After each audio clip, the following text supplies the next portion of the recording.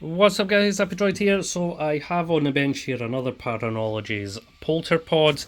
This one was sent over from the United States to a UK customer.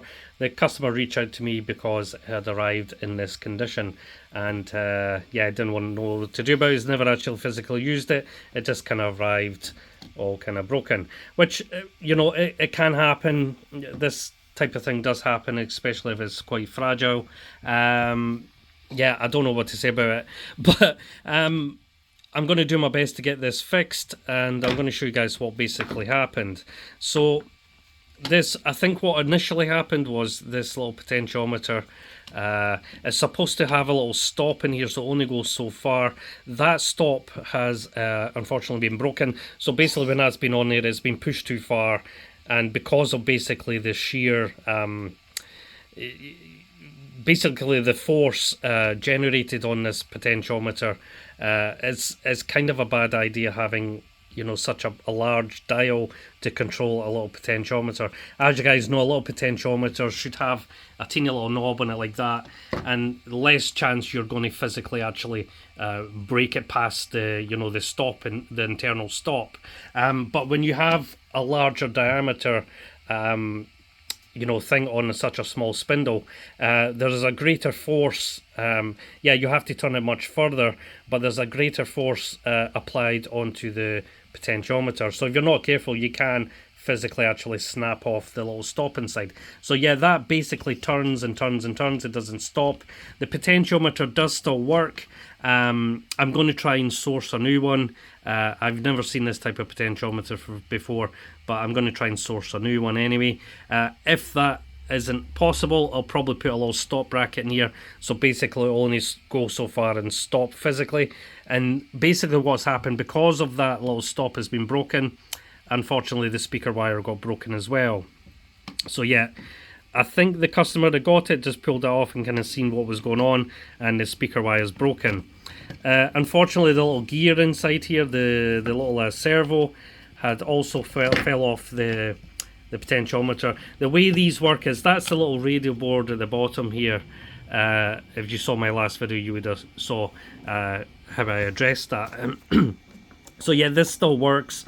So I'm going to try and get a way to get this back on here. I might just order another servo just to get the little cap. These come with little arms, and basically what's happened is when this has been made, the little big gear, there would have been like a black gear so you can tune it, that is taken off. The little screws then reused, and basically the little arm which goes on here is basically screwed onto the potentiometer pot here. And what then happens is this is then pushed onto that little cap, and it's not a great join because that screw is taking up quite a lot of space. So basically that has to be then glued in and secured. The way I used to do this, I used to do away with this stock potentiometer, because the way of connecting it is not very good. So I would then use, let me see if I have one.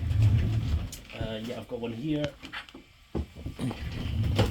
I would then replace it with one of these ones because it does have a longer shaft. So yeah, basically just taking it off and replacing it with one of these. And then the servo, I would 3D print a coupling, which would then couple the servo and this together.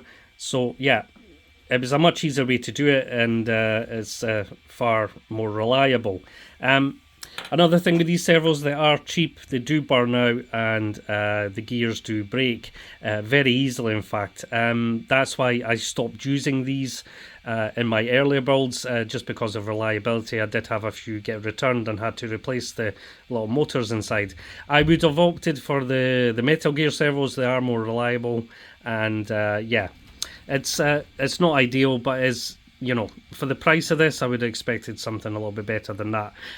So yeah, when this black gear is taken off, is then glued to the side of here as a support. That is kind of glued to here, and I believe the little gear would be glued to this part here somewhere. It would have been glued somewhere else as a sort of support for this servo.